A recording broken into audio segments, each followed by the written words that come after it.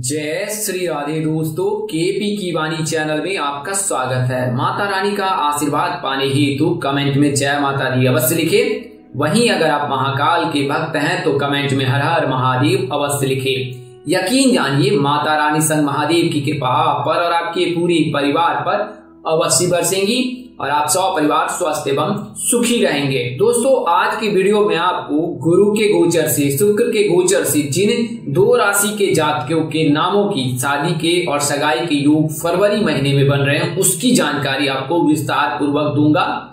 वर्तमान समय में गुरु का गोचर मीन राशि में हो रखा है और मीन राशि के जातकों के लिए यह समय बेहद ही शुभ है, क्योंकि गुरु के मार्गी होने से इनके लिए जो शोभी कार्य जो जिनमें विघ्न बाधा आ रही थी वो समाप्त हो चुकी है और अब से लेकर 22 अप्रैल 2023 तक जो है मीन राशि के जातकों के लिए समय बेहद ही अनुकूल है। इस समय में आप कोई भी शुभ कार्य की शुरुआत कर सकते हैं। तो इस वीडियो में मैंने आपको सभी जानकारी देना है दो राशि के जातकों के जिनके विवाह के योग जो हैं वो फरवरी महीने में बन रहे हैं और 100% बन रहे हैं, यानी कि आसान शब्दों में कहे तो उनकी शादी जो है 100% हो ही जाएगी।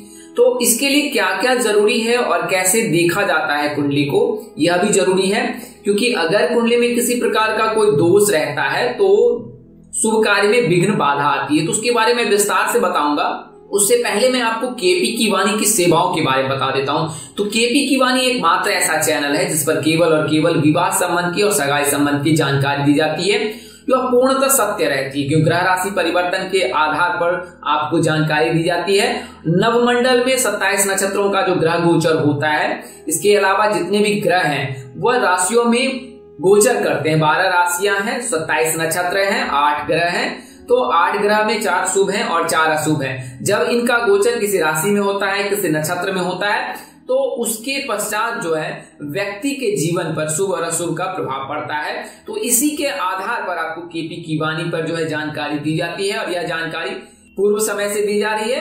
तो आपको यह जानकारी पूर्णतः सत्य दी जाती है। आपको बता दें कि केपी की वाणी पर अब आप शादी से संबंधित सभी प्रकार की जानकारी हिंदी में विस्तार पूर्वक जान सकते हैं। आप मौखिक या लिखित दोनों में से किसी एक माध्यम का चयन कर सकते हैं और शादी से संबंधित सभी प्रकार की जानकारी आप प्राप्त कर सकते हैं।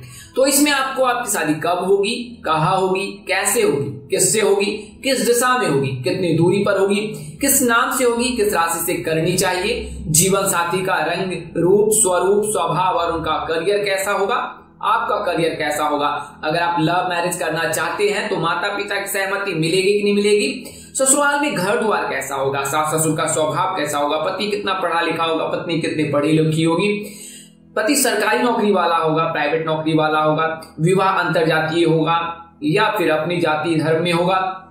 इसके अलावा संतान योग, भाग्य योग, सेवा, सेहत, धन योग, ससुराल में घर द्वार, परिवार, ससुराल के लोग, सभी तरह की जानकारी आप विस्तार पूर्वक प्राप्त कर सकते हैं। केपी की वाणी पर अब तक हजारों कुंडलियां बनाई गई है, 1000 से अधिक लोगों को जानकारी दी गई है, उन्हें फायदा भी मिला है। कई ऐसे जातक हैं जिन्होंने कुंडली मिलान कर अपनी शादी की है और आज वह सुखमय वैवाहिक जीवन व्यतीत कर रहे हैं। तो आप केपी की वाणी से जुड़ने के लिए आप 8521835670 पर संपर्क कर सकते हैं। 8521835670। आपको बता दें कि कुंडली बनाने के लिए या मौखिक रूप से जानकारी देने के लिए मामूली शुल्क ली जाती है, जिसे आप मेहनताना समझ सकते हैं। हमारी पूरी टीम इस पर कार्य करती है और पूरी टीम के जो परिवार का भी जो है निर्वाह इसी से निर्भर रहता है। इसके लिए हम लोग मामूली शुल्क लेते हैं। मनमाना कोई शुल्क केपी की वाणी पर नहीं लिया जाता है। तो आप केपी की वाणी से संपर्क कर सकते हैं संचार के सभी माध्यमों से। वहीं आपको बता दें कि अगर आपकी शादी तय हो रखी है या तय होने वाली है तो आप अपनी कुंडली मिलान अवश्य करा लें। इससे आपको विवाह उपरांत वैवाहिक जीवन की संपूर्ण जानकारी प्राप्त हो जाएगी कि आपका वैवाहिक जीवन कैसा रहने वाला है। आपने अक्सर आसपास के लोगों में ऐसा देखा होगा कि पति पत्नी के बीच अनबन रहती है, उनके बीच रिश्ते मधुर नहीं रहते। तो ऐसा क्यों होता है? तो आपको बता दें कि भकुर दोष, नारी दोष लगने पर इस तरह की परेशानियां आती हैं। तो अगर कुंडली मिलान कराते इस तरह के दोष लगते हैं तो उसका निवारण करा ले और उसके पश्चात परिणय सूत्र में बंधे। आइए अब वीडियो में आगे बढ़ते हैं और जानते हैं कि कैसे फरवरी महीने में इन दो राशि के जातकों के योग बन रहे हैं। तो वर्तमान समय में जो है जनवरी महीने में जो है शुक्र का गोचर कुंभ राशि में होगा और ये 22 फरवरी को होगा और ये फिर 15 मार्च तक कुंभ राशि में ही रहेंगे। इसके पश्चात कुंभ राशि से निकलकर जो है मीन राशि में प्रवेश करेंगे और कुल मिलाकर 12 मार्च तक जो है मीन राशि में रहेंगे। तो गुरु का जो है गोचर जो है मीन राशि में हो रखा है और फिर 15 फरवरी से लेकर 12 मार्च के मध्य जो है फिर पुनः जो है शुक्र का भी गोचर जो है मीन राशि में हो रखेगा और फरवरी में जो है 22 जनवरी से लेकर 15 फरवरी तक जो है शुक्र का गोचर जो है वो कुंभ राशि में हो रखेगा। इससे जो है शुक्र के कुंभ राशि में गोचर करने से फरवरी महीने में 15 फरवरी तक जो है इसके लिए योग बनेंगे। इसके अलावा 12 मार्च तक भी जो है वो मीन राशि के जातकों के लिए शुभ योग बनेगा। तो गुरु और शुक्र जो है दो शुभ ग्रह माने जाते हैं।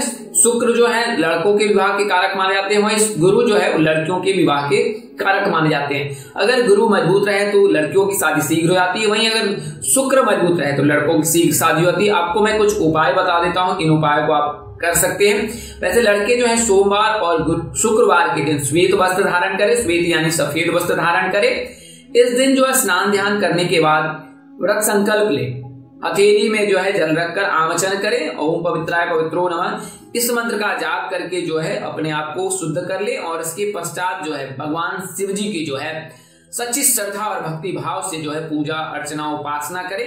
आप भगवान शिव को सफेद चीजों की भेंट करें, यानी कि सफेद फूल, सफेद मिष्टान, जल, अक्षत, दुर्वा आदि चीजों से उनकी पूजा करें। वहीं जल में काले तिल और बिल्व पत्र मिलाकर जो है शिवलिंग पर अर्घ दे सोमवार के दिन। इसके पश्चात दुग्धाभिषेक करें और अंत में फिर जल में शहद और इत्र मिलाकर शिवलिंग पर चढ़ाएं। इसके अलावा शुक्रवार के दिन भी इन चीजों को करें आप 2 दिनों में, यानी सोमवार और शुक्रवार के दिन। तो अगर आप शिव जी को प्रसन्न करते हैं तो शुक्र स्वतः मजबूत हो जाता है। वहीं अगर मन मुताबिक जीवन साथी पाने के लिए जो है आप चंद्रमा को मजबूत कर सकते हैं। चंद्रमा को मजबूत करने के लिए तो मैंने आपको बताया कि दुग्धाभिषेक कीजिए, दुग्धाभिषेक करने से चंद्रमा स्वतः मजबूत हो जाता है। इसके अलावा सोमवार के दिन और शुक्रवार के दिन श्वेत वस्त्र धारण कर जो है सफेद चीजों का दान करें, यानी कि कच्चा चावल दान कर सकते हैं, दूध का दान कर सकते हैं, सफेद रंग की मिठाइयों को जो है उनका दान कर सकते हैं, जरूरतमंदों को दे सकते हैं, ब्राह्मणों को दे सकते हैं। इससे जो है शुक्र मजबूत हो जाता है, चंद्रमा मजबूत होता है। तो शुक्र के मजबूत रहने से लड़कों की शादी शीघ्र हो जाती है। वहीं गुरु को मजबूत करने के लिए भगवान श्री विष्णु जी की शरण चरण में रहिए, उनकी पूजा उपासना कीजिए।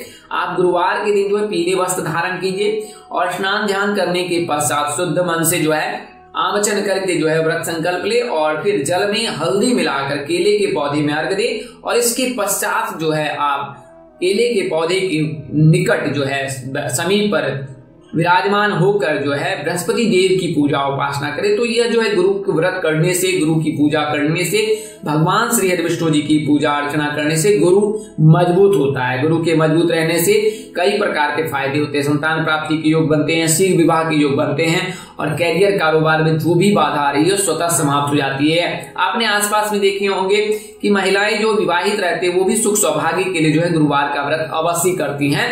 तो गुरुवार का व्रत अवश्य करें, इससे जो है शीघ्र शादी के योग बनने लगते हैं, मनचाहा जीवन साथी मिलता है। वहीं अगर जीवन साथी के भाव में गुरु, सूर्य, मंगल उपस्थित है तो भी जीवन साथी जो है सरकारी नौकरी वाला मिलता है, अच्छे धनी संपन्न परिवार में उनके विवाह के योग बनते हैं। अगर पंचम भाव में जो है गुरु उपस्थित रहता है, दृष्टि बना देता है, तो उन्हें संतान योग के प्राप्ति के प्रबल योग बनते हैं। यानी कि अगर पुत्र प्राप्ति के लिए आप इच्छुक है तो गुरुवार का व्रत करें, इससे जो गुरु मजबूत होगा और आपको पुत्र प्राप्ति के योग बनेंगे। वहीं पंचम भाव में अगर यानी संतान भाव में गुरु की दृष्टि बन जाए, उपस्थिति रहे गुरु की, तो फिर उन्हें संतान योग अवश्य मिलता है, यानी कि पुत्र प्राप्ति के योग अवश्य रहते हैं। तो यह तो गुरु और शुक्र के फायदे थे। आइए मैं आप उनको 2 राशियों के बारे में विस्तार से बताता हूं। तो कुंभ राशि के जो जातक होते हैं उनका नाम एस और जी यानी हिंदी वर्णमाला के अनुसार से सौ और गौ से होता है। इनके राशि स्वामी शनिदेव हैं, आराध्य देव शिव जी है। मैंने अभी पूर्व में ही बताया कि आपने शिव जी की पूजा उपासना करनी है। शिव जी की पूजा उपासना करने, भक्ति करने से आपके सभी बिगड़े काम बन जाएंगे। तो इनके राशि स्वामी जो है शनिदेव है, आराध्य देव भगवान शिव जी है। शनिदेव और आराध्य देव शिव जी की पूजा अर्चना करने से आपके सभी बिगड़े काम बन जाएंगे। बात करें कि दिशा जो इनके लिए अनुकूल होता है पश्चिम, तो अगर आप पश्चिम दिशा में विवाह योग हेतु प्रस्ताव लेकर जाते हैं तो रिश्ते तय होने के प्रबल योग रहते हैं। और जब आप 22 जनवरी से लेकर 15 फरवरी तक इस दौरान अगर आप पश्चिम दिशा में रिश्ता लेकर जाते हैं तो उसमें तय होने के प्रबल योग है, क्योंकि शुक्र जो है आकर्षण शक्ति का जो है कारक माना जाता है। और जब शुक्र का गोचर होगा कुंभ राशि में, उस दौरान अगर आप रिश्ते लेकर जाते हैं तो शादी तय होने के 100% योग बनेंगे।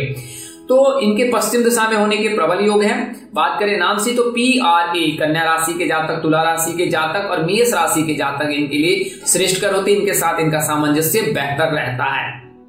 बात करें राशि की तो मीन राशि, धनु राशि के जातक और मकर राशि के जातक, कुंभ राशि के जातकों के लिए सही रहता है।